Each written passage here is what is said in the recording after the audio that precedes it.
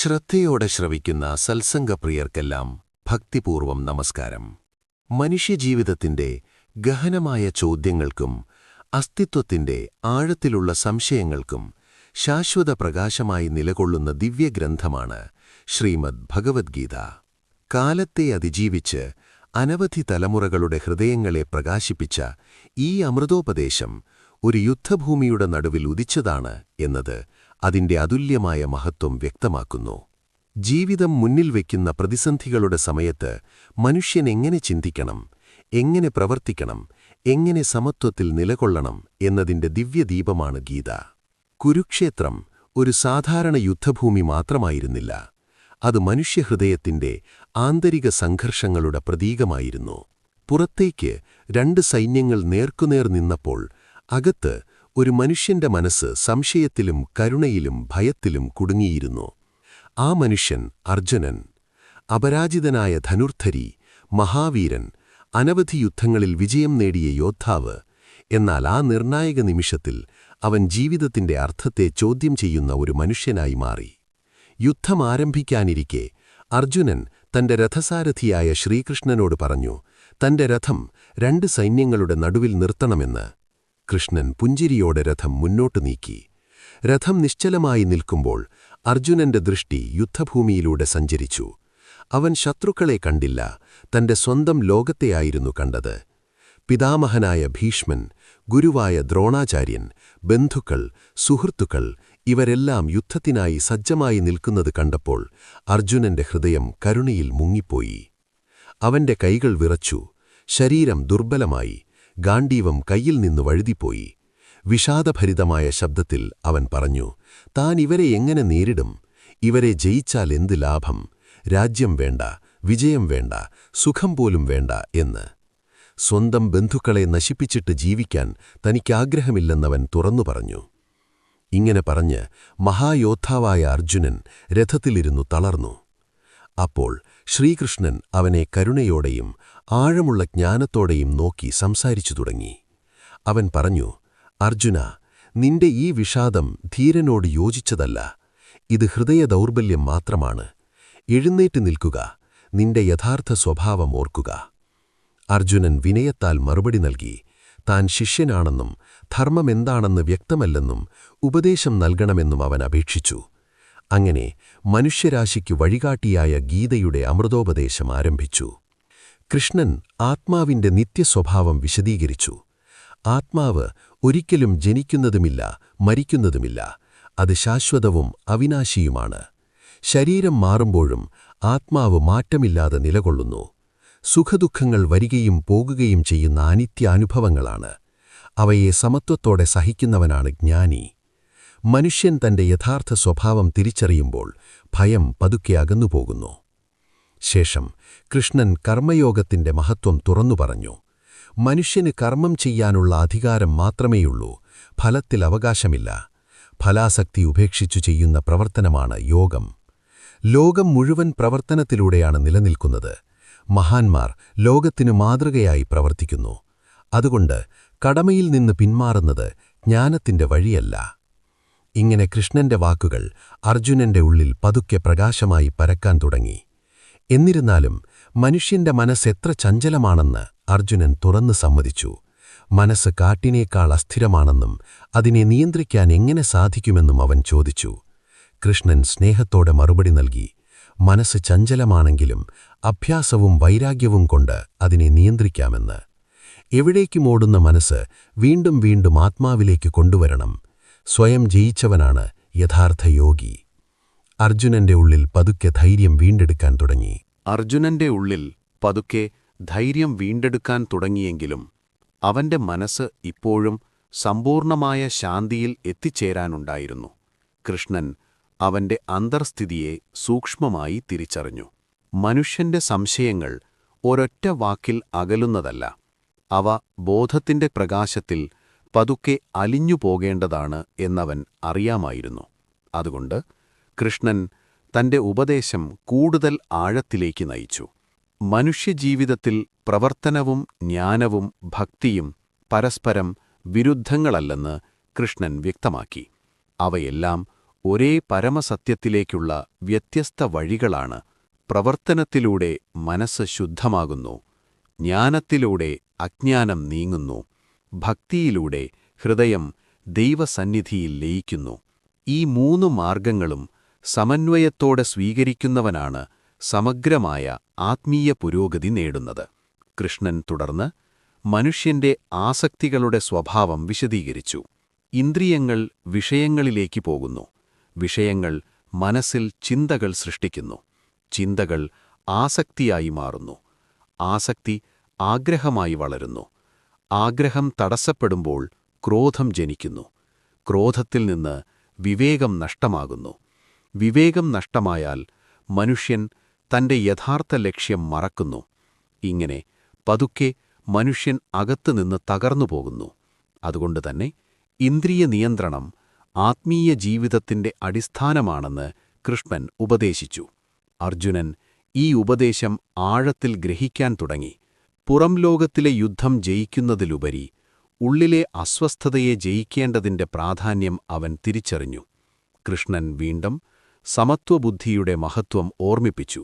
വിജയത്തിലും പരാജയത്തിലും ഒരുപോലെ നിൽക്കുന്നവൻ, ലാഭനഷ്ടങ്ങളിൽ ചാഞ്ചാട്ടമില്ലാത്തവൻ, പ്രശംസയിലും നിന്ദയിലും സമത്വം പാലിക്കുന്നവൻ, അവനാണ് യോഗത്തിൽ സ്ഥിരനായവൻ. തുടർന്ന് കൃഷ്ണൻ മനുഷ്യന്റെ അന്തർജീവിതത്തെ കൂടുതൽ ആഴത്തിൽ പരിശോധിച്ചു. ശരീരം പ്രവർത്തിക്കുന്നു, ഇന്ദ്രിയങ്ങൾ അനുഭവിക്കുന്നു, മനസ്സ് പ്രതികരിക്കുന്നു, ബുദ്ധി തീരുമാനിക്കുന്നു. എന്നാൽ ഇവയ്ക്കെല്ലാം സാക്ഷിയായി നിൽക്കുന്നത് ആത്മാവാണ്.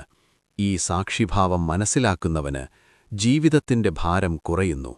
പ്രവർത്തനം തുടരുമ്പോഴും ഉള്ളിൽ നിശ്ചലത നിലനിൽക്കും.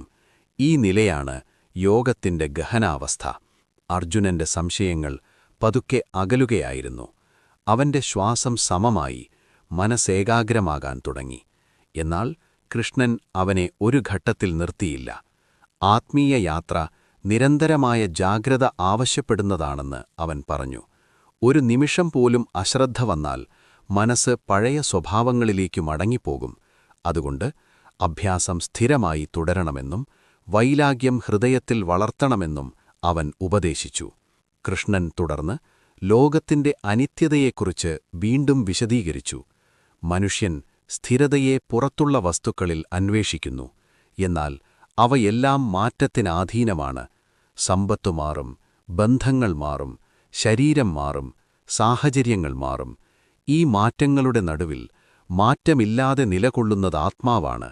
ആ ആത്മസത്യത്തിൽ ഉറച്ചുനിൽക്കുന്നവനാണ് യഥാർത്ഥത്തിൽ ഭയമില്ലാത്തവൻ. അർജുനന്റെ ഉള്ളിൽ ഇപ്പോൾ ഒരു പുതിയ തെളിച്ചമുദിച്ചും. മുമ്പവനെ പിടിച്ചുലച്ചിരുന്ന വിഷാദത്തിന്റെ ഭാരമില്ലാതെയായി. കൃഷ്ണൻ ഈ ആന്തരിക മാറ്റം കണ്ട് സന്തോഷിച്ചു. തുടർന്ന് അവൻ ഭക്തിയുടെ സാരാംശം കൂടുതൽ സ്നേഹപൂർവ്വം വിശദീകരിച്ചു. ഹൃദയം നിർമ്മലമാകുമ്പോൾ ദൈവസന്നിധി ദൂരെയല്ലെന്ന് അവൻ പറഞ്ഞു. സ്നേഹത്തോടെ, വിശ്വാസത്തോടെ, സമർപ്പണത്തോടെ ദൈവത്തെ സ്മരിക്കുന്നവൻ ഒരിക്കലും ഏകാകിയാകുകയില്ല. മനുഷ്യൻ തന്റെ ഓരോ പ്രവൃത്തിയും ദൈവത്തിന് സമർപ്പിച്ചാൽ പ്രവർത്തനം ബന്ധനമാകില്ല എന്ന് കൃഷ്ണൻ വ്യക്തമാക്കി. അഹങ്കാരം ചേർന്ന പ്രവർത്തനം ക്ഷീണം നൽകും, സമർപ്പണം ചേർന്ന പ്രവർത്തനം ശാന്തി നൽകും. ഈ സത്യത്തെ മനസ്സിലാക്കുമ്പോൾ ജീവിതത്തിന്റെ ഭാരം വളരെ ലഘുവാകുന്നു. അർജുനൻ ഇപ്പോൾ ആന്തരികമായി ദൃഢനായി. അവന്റെ ചിന്തകൾ വ്യക്തമാവുകയും ഹൃദയം വിശാലമാകുകയും ചെയ്തു. കൃഷ്ണൻ അവസാനമായി അവനെ ഓർമ്മിപ്പിച്ചു. മനുഷ്യന്റെ യഥാർത്ഥ ശത്രു പുറത്തല്ല, അകത്താണ്. അജ്ഞാനം, ഭയം, അത്യാഗ്രഹം, അഹങ്കാരം ഇവയെ ജയിക്കുന്നവനാണ് യഥാർത്ഥ വിജയി. പുറത്തുള്ള ജയങ്ങൾ താൽക്കാലികമാണ്, ഉള്ളിലെ ജയം ശാശ്വതമാണ്. ഇങ്ങനെ കൃഷ്ണന്റെ അമൃതോപദേശം തുടർന്നുകൊണ്ടിരിക്കെ അർജുനന്റെ ഉള്ളിൽ ശാന്തിയുടെ ഉറവ് തുറന്നു. യുദ്ധം ഇപ്പോഴും മുന്നിലുണ്ടായിരുന്നുവെങ്കിലും അവന്റെ മനസ്സ് ഇനി ഭയത്തിൽ വിറയ്ക്കുകയില്ല. അവൻ പതുക്കെ തന്റെ സ്വഭാവത്തിലേക്ക് മടങ്ങിവരികയായിരുന്നു. എന്നാൽ ഇത്തവണ കൂടുതൽ ജ്ഞാനത്തോടെ, കൂടുതൽ വിനയത്തോടെ, കൂടുതൽ സമത്വത്തോടെ. ഗീതയുടെ ഈ ദിവ്യ സംഭാഷണം അന്നത്തെ യുദ്ധഭൂമിയിൽ മാത്രം ഒതുങ്ങിയില്ല. അത് കാലത്തെ അതിജീവിച്ച് മനുഷ്യരാശിയുടെ ഹൃദയങ്ങളിൽ ഇന്നും മുഴങ്ങിക്കൊണ്ടിരിക്കുന്നു. ജീവിതത്തിന്റെ ഏത് ഘട്ടത്തിലായാലും സംശയമുയർന്നാൽ, ധൈര്യം ക്ഷയിച്ചാൽ, മനസ്സ് ചഞ്ചലമായാൽ, ഗീതയുടെ ശബ്ദം വീണ്ടും വീണ്ടും നമ്മെ അകത്തേക്ക് വിളിക്കുന്നു. അങ്ങനെ അർജുനന്റെ ഹൃദയത്തിൽ ജ്ഞാനത്തിന്റെ ദീപം കൂടുതൽ തെളിഞ്ഞുകൊണ്ടിരിക്കെ ദിവ്യോപദേശം തുടർന്നൊഴുകിക്കൊണ്ടിരുന്നു. ദിവ്യോപദേശം ഇങ്ങനെ ഹൃദയത്തിൽ പതിഞ്ഞുകൊണ്ടിരിക്കെ അർജുനന്റെ അന്തർലോകം പതുക്കെ മാറിക്കൊണ്ടിരുന്നു. മുമ്പ് അവനെ മൂടിയിരുന്ന ആശങ്കയുടെ മേഘങ്ങൾ മാറി. അവിടേക്ക് ജ്ഞാനത്തിന്റെ ശാന്തപ്രകാശം നിറയാൻ തുടങ്ങി. കൃഷ്ണൻ അർജുനന്റെ ഈ അന്തർമാറ്റം സൂക്ഷ്മമായി നിരീക്ഷിച്ചു. മനുഷ്യന്റെ ഉള്ളിൽ ജ്ഞാനം ഉണരുമ്പോൾ പുറത്തുള്ള ലോകം മാറിയെന്നോണം തോന്നുമെന്ന് അവൻ അറിയാമായിരുന്നു. എന്നാൽ യഥാർത്ഥമാറ്റം ഉള്ളിലാണെന്ന് തിരിച്ചറിയുന്നതാണ് ആത്മീയ പക്വതയുടെ അടയാളം. കൃഷ്ണൻ തുടർന്ന് മനുഷ്യന്റെ കർത്തൃത്വബോധത്തെക്കുറിച്ച് വിശദമായി പറഞ്ഞു. പലപ്പോഴും മനുഷ്യൻ ഞാനാണ് എല്ലാം ചെയ്യുന്നവൻ എന്ന അഹങ്കാരത്തിൽ കുടുങ്ങിപ്പോകുന്നു. എന്നാൽ പ്രകൃതിയുടെ ഗുണങ്ങളാണ് പ്രവർത്തനങ്ങളെ മുന്നോട്ടു നയിക്കുന്നത്. ശരീരം പ്രവർത്തിക്കുന്നു, ഇന്ദ്രിയങ്ങൾ അനുഭവിക്കുന്നു, മനസ്സ് പ്രതികരിക്കുന്നു, ബുദ്ധി തീരുമാനിക്കുന്നു. ഈ എല്ലാം പ്രകൃതിയുടെ വ്യവഹാരമാണ്. ആത്മാവ് ഇവയ്ക്ക് സാക്ഷിയായി മാത്രം നിലകൊള്ളുന്നു. ഈ സാക്ഷിഭാവം ഉറപ്പിക്കുന്നവന് പ്രവർത്തനങ്ങളുടെ നടുവിലും ഉള്ളിൽ നിശ്ചലത കൈവരുന്നു. അർജുനൻ ശ്രദ്ധയോടെ കേട്ടുകൊണ്ടിരുന്നു. അവന്റെ ഉള്ളിൽ ഒരു വലിയ ഭാരം ഇറങ്ങിപ്പോയതുപോലെ തോന്നി. കൃഷ്ണൻ തുടർന്നു പറഞ്ഞു, മനുഷ്യൻ തന്റെ കടമ നിർവഹിക്കുമ്പോൾ അതിനെ ദൈവാർപ്പണ ബുദ്ധിയോടെ ചെയ്യണം. അങ്ങനെ ചെയ്യുന്ന കർമ്മം മനസ്സിനെ ശുദ്ധീകരിക്കുകയും അഹങ്കാരം അലിഞ്ഞുപോകുകയും ചെയ്യും. കർമ്മത്തിൽ നിന്ന് ഓടി രക്ഷപ്പെടുന്നതല്ല ജ്ഞാനത്തിന്റെ വഴി. കർമ്മത്തിനിടയിലും സമത്വത്തിൽ നിലകൊള്ളുന്നതാണ് ഉയർന്ന മാർഗം. ശേഷം കൃഷ്ണൻ ധ്യാനത്തിന്റെ സൂക്ഷ്മാവസ്ഥയെക്കുറിച്ച് വിശദീകരിച്ചു. മനസ്സ് പതുക്കെ ഏകാഗ്രമാകുമ്പോൾ അത് പുറം വിഷയങ്ങളിൽ നിന്ന് പിന്തിരിയാൻ തുടങ്ങും. ആദ്യം ചഞ്ചലത കുറയും, തുടർന്ന് ആന്തരിക നിശ്ചലത അനുഭവപ്പെടും, പിന്നെ ആത്മസാന്നിധ്യത്തിന്റെ ശാന്തി മനസ്സിൽ നിറയും. ഈ അവസ്ഥയിലെത്തുന്നവന് പുറം ലോകത്തിലെ ഉയർച്ച താഴ്ചകൾ വലിയ അലച്ചിൽ സൃഷ്ടിക്കുകയില്ല. അവന്റെ സന്തോഷം ഉള്ളിൽ നിന്ന് തന്നെ ഉദിക്കും. കൃഷ്ണൻ വീണ്ടും ഓർമ്മിപ്പിച്ചു, ആത്മീയ യാത്ര ഒരു ദിവസം കൊണ്ട് പൂർത്തിയാകുന്ന ഒന്നല്ല. ക്ഷമയും സ്ഥിരമായ അഭ്യാസവും അനിവാര്യമാണ്. ചെറിയ മുന്നേറ്റങ്ങൾ പോലും അവഗണിക്കരുത്. ഓരോ സത്യസന്ധമായ ശ്രമവും മനസ്സിനെ ഉയർന്ന നിലയിലേക്ക് നയിക്കുന്നു. വീഴ്ചകൾ വന്നാലും നിരാശപ്പെടേണ്ടതില്ല. വീണ്ടും ഉയർത്തെഴുന്നേൽക്കുന്നതാണ് ആത്മീയ ധൈര്യം. അർജുനന്റെ മനസ്സ് ഇപ്പോൾ ഏറെ തെളിഞ്ഞിരുന്നു. അവൻ മുമ്പത്തെപ്പോലെ വിഷാദത്തിൽ മുങ്ങിയ യോദ്ധാവല്ലായിരുന്നു. കൃഷ്ണൻ തുടർന്ന് ലോകത്തിന്റെ പ്രവർത്തനക്രമത്തെക്കുറിച്ചു പറഞ്ഞു. സൃഷ്ടി, സ്ഥിതി, ലയം, ഈ 3 പ്രവാഹങ്ങളും നിരന്തരം നടക്കുന്നു. ജനനം വന്നാൽ മാറ്റം വരും, മാറ്റം വന്നാൽ അവസാനവും വരും. ഈ അനുത്യതയെ മനസ്സിലാക്കുമ്പോൾ മനുഷ്യൻ അനാവശ്യമായ പിടിച്ചുപറ്റലുകളിൽ നിന്ന് പതുക്കെ മോചിതനാകുന്നു. അവൻ മനുഷ്യന്റെ ഭക്ഷണവും ആചാരങ്ങളും ചിന്തകളെയും പോലും ഗുണങ്ങൾ എങ്ങനെ സ്വാധീനിക്കുന്നുവെന്ന് വിശദീകരിച്ചു. ശുദ്ധിയും സമത്വവും വളർത്തുന്ന ജീവിതശൈലിയാണ് സത്വഗുണത്തെ ശക്തമാക്കുന്നത്. അത്യാഗ്രഹവും അസ്വസ്ഥതയും വളർത്തുന്ന രീതികൾ രജോഗുണത്തെ വർദ്ധിപ്പിക്കും. അജ്ഞാനവും മടുപ്പും വളർത്തുന്ന പ്രവൃത്തികൾ തമോഗുണത്തെ ശക്തമാക്കും. വിവേകമുള്ള മനുഷ്യൻ തന്റെ ജീവിതത്തെ സത്വഗുണത്തിലേക്ക് ഉയർത്താൻ ജാഗ്രത പുലർത്തണം. അർജുനൻ ഇപ്പോൾ ഗീതയുടെ ഉപദേശം തന്റെ ജീവിതത്തിൽ എങ്ങനെ പ്രയോഗിക്കാമെന്ന് ആലോചിക്കാൻ തുടങ്ങി. കൃഷ്ണൻ അവനെ വീണ്ടും ഭക്തിയുടെ ലാളിത്യത്തിലേക്ക് നയിച്ചു. ദൈവത്തെ സ്മരിക്കാൻ വലിയ ആചാരങ്ങൾ നിർബന്ധമല്ല. ഹൃദയത്തിലെ സത്യസന്ധതയാണ് പ്രധാനമെന്ന് അവൻ പറഞ്ഞു. മനസ്സും ബുദ്ധിയും ദൈവത്തിൽ സ്ഥാപിക്കുന്നവന് ജീവിതം പതുക്കെ ലളിതമാകുന്നു. അത്തരം ഭക്തൻ എവിടെയുണ്ടായാലും ദൈവസാന്നിധ്യം അനുഭവിക്കും. കൃഷ്ണൻ ഒരു സുപ്രധാന സത്യവും ഓർമ്മിപ്പിച്ചു. മനുഷ്യൻ എന്തിനെ നിരന്തരം ചിന്തിക്കുന്നോ അവൻ പതുക്കെ അതുപോലെ തന്നെ മാറുന്നു. അതുകൊണ്ട് മനസ്സ് ഉന്നതമായ ചിന്തകളിൽ സ്ഥിരമാക്കുന്നത് അത്യന്തം പ്രധാനമാണ്. ദൈവസ്മരണ, ധർമ്മചിന്ത, കരുണ, സമത്വം ഇവ മനസ്സിനെ ശുദ്ധീകരിക്കുന്ന ശക്തികളാണ്. അർജുനന്റെ ഹൃദയം ഇപ്പോൾ ഭക്തിയാലും ബോധത്താലും നിറഞ്ഞിരുന്നു. അവൻ തിരിച്ചറിഞ്ഞു, യഥാർത്ഥ ധൈര്യം ആയുധത്തിലല്ല, ഉള്ളിലെ വ്യക്തതയിലാണെന്ന്. കൃഷ്ണൻ അവസാനം വീണ്ടും സമർപ്പണത്തിന്റെ മാർഗം ഉറപ്പിച്ചു. എല്ലാ സംശയങ്ങളും ആശങ്കകളും അഹങ്കാരവും ദൈവത്തിൽ സമർപ്പിക്കുമ്പോൾ മനുഷ്യന്റെ ഉള്ളിൽ അപൂർവമായ ലഘുത്വം ജനിക്കുന്നു. ആ ലഘുത്വമാണ് ശാന്തിയിലേക്ക് നയിക്കുന്ന വാതിൽ. ഇങ്ങനെ ദിവ്യസംഭാഷണം മുന്നോട്ടൊഴുകിക്കൊണ്ടിരിക്കെ അർജുനന്റെ ഉള്ളിലെ ഇരുട്ട് പൂർണ്ണമായി അകലാൻ തുടങ്ങി. യുദ്ധഭൂമിയുടെ നടുവിലായിരുന്നെങ്കിലും അവന്റെ മനസ്സ് ഇപ്പോൾ ശാന്ത സരോവരത്തെപ്പോലെ നിർമ്മലമായിരുന്നു. അവൻ വീണ്ടും തന്റെ ധർമ്മം ഓർത്തെടുത്തു. പക്ഷേ ഇത്തവണ ജ്ഞാനത്തിന്റെ പ്രകാശത്തോടെ ഗീതയുടെ ഈ അമൃതധാര കാലങ്ങളെ കടന്ന് ഇന്നും മനുഷ്യന്റെ ഉള്ളിലേക്ക് ഒഴുകുകയാണ്. സംശയമുയരുന്ന ഓരോ നിമിഷത്തിലും, ഭയം മനസ്സിനെ പിടിക്കുമ്പോഴും, ധൈര്യം ക്ഷയിക്കുന്ന സമയങ്ങളിലും ഈ ദിവ്യോപദേശം നമ്മെ വീണ്ടും നമ്മുടെ ഉള്ളിലെ ശാന്തിയിലേക്ക് വിളിച്ചുവരുത്തുന്നു. അങ്ങനെ ജ്ഞാനത്തിന്റെ പ്രകാശം അർജുനന്റെ ഹൃദയത്തിൽ കൂടുതൽ ദൃഢമായി സ്ഥാപിതമാകുമ്പോൾ ദിവ്യസംഭാഷണം തുടർന്നുകൊണ്ടിരുന്നു.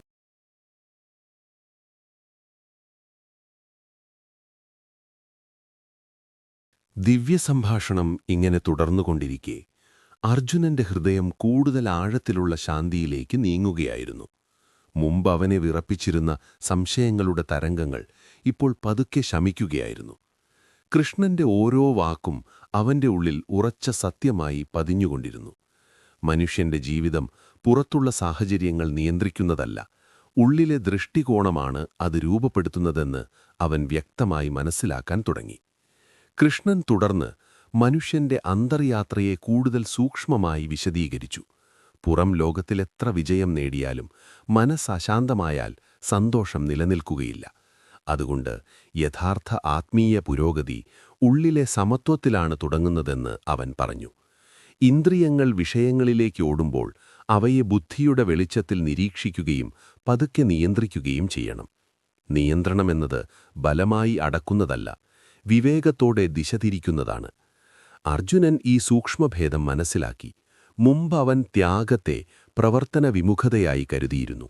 എന്നാൽ ഇപ്പോൾ കൃഷ്ണന്റെ ഉപദേശത്തിലൂടെ അവൻ തിരിച്ചറിഞ്ഞു, യഥാർത്ഥ വൈരാഗ്യം പുറത്തുനിന്നൊഴിഞ്ഞോടലല്ല, അകത്ത് ആസക്തി കുറയുന്നതാണ്. കർമ്മത്തിനിടയിലും വൈരാഗ്യം നിലനിർത്താൻ കഴിയുന്നവനാണ് ഉയർന്ന യോഗി. കൃഷ്ണൻ തുടർന്ന് മനസ്സിന്റെ ശുദ്ധിയുടെ പ്രാധാന്യം വിശദീകരിച്ചു. അസൂയ, ദ്വേഷം, അത്യാഗ്രഹം, അഹങ്കാരം ഇവ മനസ്സിനെ മങ്ങിയതാക്കുന്നു. കരുണ, ക്ഷമ, സത്യനിഷ്ഠ, വിനയം ഇവ മനസ്സിനെ പ്രകാശമാക്കുന്നു. മനുഷ്യൻ തന്റെ ഉള്ളം നിരന്തരം പരിശോധിച്ച് ഏതു ഗുണങ്ങളാണ് വളരുന്നതെന്ന് ശ്രദ്ധിക്കണം. ജാഗ്രതയോടെയുള്ള ഈ ആത്മപരിശോധന ആത്മീയ വളർച്ചയുടെ ശക്തമായ ഉപാധിയാണ്. അർജുനന്റെ ശ്വാസം ഇപ്പോൾ സമതുലിതമായി. അവന്റെ ദൃഷ്ടി വീണ്ടും സ്ഥിരമായി. കൃഷ്ണൻ ഈ അവസരത്തിൽ ജീവിതത്തിലെ കർത്തവ്യബോധത്തെക്കുറിച്ച് വീണ്ടും ഓർമ്മിപ്പിച്ചു. ലോകത്തിന്റെ ക്ഷേമത്തിനായി പ്രവർത്തിക്കുന്നവന് കർമ്മം ബന്ധനമാകില്ല. സ്വാർത്ഥത കുറയുമ്പോൾ പ്രവർത്തനം സേവയായി മാറുന്നു. സേവാഭാവം വളരുമ്പോൾ ഹൃദയം വിശാലമാകുന്നു. വിശാലമായ ഹൃദയത്തിലാണ് ദൈവസന്നിധി വ്യക്തമായി അനുഭവപ്പെടുന്നത്. തുടർന്ന് കൃഷ്ണൻ സമയമെന്ന മഹാശക്തിയെക്കുറിച്ച് സൂചിപ്പിച്ചു. കാലം എല്ലാറ്റിനെയും മുന്നോട്ടു നയിക്കുന്നു. മനുഷ്യൻ പലപ്പോഴും നിയന്ത്രണം തനിക്കുണ്ടെന്ന് കരുതുന്നു. എന്നാൽ വലിയ പ്രവാഹങ്ങൾ കാലത്തിന്റെ അധീനതയിലാണ്. ഈ സത്യം മനസ്സിലാക്കുന്നവന് അനാവശ്യമായ ഭയം കുറയുന്നു. അവൻ തന്റെ കടമ നിർവഹിച്ചുകൊണ്ട് ഫലത്തെ സമർപ്പിക്കാൻ പഠിക്കുന്നു. ഈ മനോഭാവമാണ് അന്തർശാന്തിക്ക് അടിസ്ഥാനം. അർജുനന്റെ ഉള്ളിലിപ്പോൾ ഒരു പുതിയ ആത്മവിശ്വാസം ഉറച്ചു. അവൻ തിരിച്ചറിഞ്ഞു, ധൈര്യമെന്നത് ഭയമില്ലായ്മ മാത്രമല്ല, ശരിയായ ബോധത്തോടെ മുന്നേറാനുള്ള സന്നദ്ധതയാണെന്ന്. കൃഷ്ണൻ തുടർന്ന് ആത്മവിശ്വാസവും അഹങ്കാരവും തമ്മിലുള്ള വ്യത്യാസം വ്യക്തമാക്കി. ആത്മവിശ്വാസം ദൈവത്തിൽ നിക്ഷിപ്തമായ വിശ്വാസത്തിൽ നിന്നുദിക്കുന്നു. അഹങ്കാരം സ്വയം പരിമിതമായ തിരിച്ചറിവിൽ നിന്ന് വളരുന്നു. ആത്മവിശ്വാസം മനസ്സിനെ ഉയർത്തും, അഹങ്കാരം മനസ്സിനെ ബന്ധിപ്പിക്കും. കൃഷ്ണൻ ഭക്തിയുടെ അന്തർഗതം വീണ്ടും സ്നേഹത്തോടെ വിശദീകരിച്ചു. ഭക്തി എന്നത് ഭയത്തിൽ നിന്നുള്ള പ്രാർത്ഥനയല്ല, വിശ്വാസത്തിൽ നിന്നുള്ള സമർപ്പണമാണ്. ഹൃദയം സ്നേഹത്തോടെ ദൈവത്തെ സ്മരിക്കുമ്പോൾ മനസ്സ് സ്വാഭാവികമായി ശാന്തമാകുന്നു. അത്തരം ഭക്തന് ഏകാന്തതയുടെ ബോധം കുറയുന്നു. അവൻ എല്ലായിടത്തും ദൈവത്തിന്റെ സാന്നിധ്യം അനുഭവിക്കാൻ തുടങ്ങുന്നു. അർജുനൻ ഇപ്പോൾ ഈ ഉപദേശങ്ങൾ തന്റെ ഉള്ളിൽ ആഴത്തിൽ ഉൾക്കൊള്ളുകയായിരുന്നു. മുമ്പുണ്ടായിരുന്ന മാനസിക കലക്കം ഏറെക്കുറെ അകലുകയായിരുന്നു. കൃഷ്ണൻ തുടർന്ന് ധർമ്മത്തിന്റെ സൂക്ഷ്മതയെക്കുറിച്ച് പറഞ്ഞു. ധർമ്മം എല്ലായ്പ്പോഴും ലളിത തിരഞ്ഞെടുപ്പാവണമെന്നില്ല. ചിലപ്പോഴത് കടുത്ത തീരുമാനങ്ങൾ ആവശ്യപ്പെടും. എന്നാൽ സ്വാർത്ഥതയില്ലാത്ത വിവേകത്തോടെ എടുത്ത തീരുമാനം മനുഷ്യനെ ആത്മീയമായി ഉയർത്തും. ഇങ്ങനെ കൃഷ്ണന്റെ വാക്കുകൾ അർജുനന്റെ ബുദ്ധിയെ കൂടുതൽ തെളിച്ചമാക്കി. യുദ്ധമെന്ന ബാഹ്യസംഭവത്തേക്കാൾ വലിയൊരാത്മീയ പാഠം തനിക്കു ലഭിക്കുകയാണെന്ന് അവൻ തിരിച്ചറിഞ്ഞു. അവന്റെ ഹൃദയം ഇപ്പോൾ ഭയത്താലല്ല, ബോധത്താൽ നിറഞ്ഞിരുന്നു. കൃഷ്ണൻ വീണ്ടും ഉറപ്പിച്ചു, സമത്വത്തിൽ നിൽക്കുന്ന മനസ്സാണ് മോക്ഷത്തിലേക്കുള്ള വാതിൽ തുറക്കുന്നത്. അർജുനൻ പതുക്കെ തന്റെ പഴയ ദുർബലതകളെ മറികടക്കുകയായിരുന്നു. അവന്റെ ഉള്ളിൽ ഉറച്ച ശാന്തിയും തെളിഞ്ഞ ധൈര്യവും ഒന്നിച്ചു വളരാൻ തുടങ്ങി. ദിവ്യസംഭാഷണം തുടരുമ്പോൾ അവനിനി കേൾക്കുന്നവനല്ല, ഗ്രഹിക്കുന്നവനായി മാറുകയായിരുന്നു. ഗീതയുടെ അമൃത സന്ദേശം അങ്ങനെ അവന്റെ അന്തർലോകത്തെ പൂർണ്ണമായി പരിവർത്തനം ചെയ്യുന്നതിനായി മുന്നോട്ടൊഴുകിക്കൊണ്ടിരുന്നു. ഗീതയുടെ ദിവ്യോപദേശം ഇങ്ങനെ അർജുനന്റെ ഹൃദയത്തിൽ ആഴത്തിൽ പതിഞ്ഞുകൊണ്ടിരിക്കെ അവന്റെ ഉള്ളിലെ അവസ്ഥ പൂർണ്ണമായും മാറിക്കഴിഞ്ഞിരുന്നു. മുമ്പ് കരുണയുടെയും ആശയക്കുഴപ്പത്തിന്റെയും ഭാരത്തിൽ തളർന്നിരുന്ന മനസ്സ് ഇപ്പോൾ ജ്ഞാനത്തിന്റെ തെളിച്ചത്തിൽ സ്ഥിരത കണ്ടെത്തിയിരുന്നു. കൃഷ്ണന്റെ ഓരോ വാക്കും അവന്റെ ബുദ്ധിയിൽ വ്യക്തമായ ദിശയായി തെളിഞ്ഞിരുന്നു. ജീവിതത്തിലെ സങ്കീർണതകൾ പുറത്തു തന്നെയുണ്ടായിരുന്നുവെങ്കിലും അവയെ കാണുന്ന അവന്റെ ദൃഷ്ടി മാറിയിരുന്നു. കൃഷ്ണൻ അവസാനമായി മനുഷ്യജീവിതത്തിന്റെ സമഗ്രതയെക്കുറിച്ച് സംസാരിച്ചു. പ്രവർത്തനം, ജ്ഞാനം, ഭക്തി ഇവയെ വേർതിരിച്ചു പിടിക്കേണ്ടതില്ലെന്ന് അവൻ വ്യക്തമാക്കി. സമർപ്പണത്തോടെ ചെയ്യുന്ന പ്രവർത്തനം മനസ്സിനെ ശുദ്ധീകരിക്കുന്നു. ശുദ്ധമായ മനസ്സിൽ ജ്ഞാനം തെളിയുന്നു. ജ്ഞാനം തെളിഞ്ഞ ഹൃദയം സ്വാഭാവികമായി ഭക്തിയിൽ ലയിക്കുന്നു. ഈ സമന്വയമാണ് ആത്മീയ ജീവിതത്തിന്റെ സമ്പൂർണത. അർജുനൻ ഇപ്പോൾ ശ്രദ്ധിച്ചു കേൾക്കുന്നതിനു പുറമെ ആന്തരികമായി അനുഭവിക്കുകയും ചെയ്യുകയായിരുന്നു. അവന്റെ ഹൃദയം ഭാരം കുറഞ്ഞിരുന്നു. കൃഷ്ണൻ തുടർന്ന് മനുഷ്യന്റെ ഭയങ്ങളെക്കുറിച്ച് സൂചിപ്പിച്ചു. ഭയം കൂടുതലായി അജ്ഞാനത്തിൽ നിന്നാണ് ജനിക്കുന്നത്. അനിത്യതയെ നിത്യമായി കരുതുമ്പോഴും നിയന്ത്രിക്കാനാവാത്ത കാര്യങ്ങളെ പിടിച്ചുപറ്റാൻ ശ്രമിക്കുമ്പോഴും മനസ്സ് അസ്വസ്ഥമാകുന്നു. എന്നാൽ ആത്മസത്യത്തിൽ ഉറച്ചുനിൽക്കുന്നവന് ഈ ഭയങ്ങൾ പതുക്കെ ക്ഷയിക്കുന്നു. കൃഷ്ണൻ വീണ്ടും സമർപ്പണത്തിന്റെ പരമരഹസ്യം ഉറപ്പിച്ചു. മനുഷ്യൻ തന്റെ അഹങ്കാരവും ആശങ്കകളും ദൈവത്തിൽ സമർപ്പിക്കുമ്പോൾ അവന്റെ ഹൃദയം വിശാലമാകുന്നു. സമർപ്പണം പരാജയമല്ല, അത് പരമവിശ്വാസത്തിന്റെ പ്രഖ്യാപനമാണ്. ഈ വിശ്വാസത്തിൽ നിൽക്കുന്നവന് ജീവിതത്തിലെ മാറ്റങ്ങൾ ഭീഷണിയായി തോന്നുകയില്ല. അവൻ ഓരോ സാഹചര്യത്തെയും ധർമ്മബോധത്തോടെ നേരിടാൻ പഠിക്കുന്നു. അർജുനന്റെ ഉള്ളിലിപ്പോൾ നിർഭയത്വം തെളിഞ്ഞിരുന്നു. മുമ്പ് വിറച്ചിരുന്ന കൈകൾ വീണ്ടും ശക്തിയായി. അവന്റെ ശ്വാസം സമമായി ഒഴുകി. കൃഷ്ണൻ അവനെ വീണ്ടും ഓർമ്മിപ്പിച്ചു. യഥാർത്ഥ യോഗി പുറംലോകത്തിൽ നിന്നൊഴിഞ്ഞോടുന്നവനല്ല, ഉത്തരവാദിത്തങ്ങളുടെ നടുവിലും സമത്വം നിലനിർത്തുന്നവനാണ്. ധർമ്മത്തിൽ ഉറച്ചുനിൽക്കുക എന്നതാണ് ഉയർന്ന ആത്മീയ ജീവിതത്തിന്റെ അടയാളം. ഇങ്ങനെ ഉപദേശം സമാപനത്തിലേക്ക് നീങ്ങുമ്പോൾ അർജുനന്റെ അന്തർലോകം പൂർണ്ണമായി തെളിഞ്ഞിരുന്നു. അവൻ വിനീതമായി തലകുനിച്ച് തന്റെ മോഹം നശിച്ചുവെന്നും സ്മൃതി വീണ്ടെടുത്തുവെന്നും പ്രഖ്യാപിച്ചു. ഇനി താൻ ധർമാനുസൃതമായി പ്രവർത്തിക്കാൻ സന്നദ്ധനാണെന്ന് അവൻ ഉറപ്പിച്ചു. ആ നിമിഷം അർജുനൻ വീണ്ടും യുദ്ധത്തിനായി തയ്യാറായെങ്കിലും അവന്റെ ഉള്ളിൽ യുദ്ധമില്ലായിരുന്നു.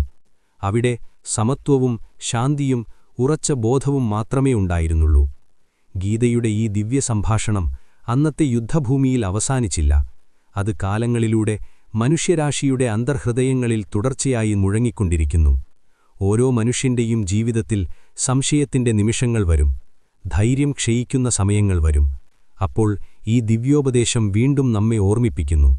ആത്മാവ് നിത്യമാണ്, കർമ്മം കടമയാണ്, സമർപ്പണം മോക്ഷത്തിന്റെ വഴിയാണ്. ജീവിതത്തിന്റെ തിരക്കിലും സംഘർഷങ്ങളിലും നിൽക്കുമ്പോഴും മനസ്സ് ദൈവസ്മരണിയിൽ ഉറച്ചുനിൽക്കുമ്പോൾ മനുഷ്യൻ അകത്തളത്തിൽ അചഞ്ചലമായ ശാന്തിയെ കണ്ടെത്തും. ധർമ്മത്തിൽ ഉറച്ചുനിൽക്കുന്നവനും ഫലാസക്തി വിട്ട് പ്രവർത്തിക്കുന്നവനും ഹൃദയം ഭക്തിയിൽ ലയിപ്പിക്കുന്നവനും ജീവിതത്തിന്റെ യഥാർത്ഥ അർത്ഥം തിരിച്ചറിയാൻ തുടങ്ങും. ഇവിടെ അവതരിപ്പിച്ച ഈ നാരായണം ഭഗവദ്ഗീതയുടെ അനന്തമായ ജ്ഞാനസമുദ്രത്തിൽ നിന്നുള്ള ഒരു സംക്ഷിപ്ത അവതരണമാണ്. ഗീതയുടെ ഓരോ അധ്യായവും, ഓരോ ശ്ലോകവും, ഓരോ ഉപദേശവും അതിനേക്കാൾ ഏറെ ആഴമുള്ള ആത്മീയ രഹസ്യങ്ങൾ ഉൾക്കൊള്ളുന്നവയാണ്. വരാനിരിക്കുന്ന അവതരണങ്ങളിൽ ഈ ദിവ്യജ്ഞാനം കൂടുതൽ വിശദമായി, കൂടുതൽ ഗൗരവത്തോടെ, പരമ്പരാഗത ഭാവത്തിൽ അവതരിപ്പിക്കുന്ന ശ്രമം തുടരുമെന്നത് സാദരം അർഹിക്കുന്നു. ഈ ദിവ്യസന്ദേശം ശ്രവിച്ച എല്ലാവർക്കും അന്തർശാന്തിയും ധർമ്മനിഷ്ഠയും ഭക്തിയുടെ പ്രകാശവും വർദ്ധിക്കട്ടെ. ഭഗവദ്ഗീതയുടെ അമൃതം നമ്മുടെ ഹൃദയങ്ങളിൽ നിത്യമായി ഒഴുകട്ടെ.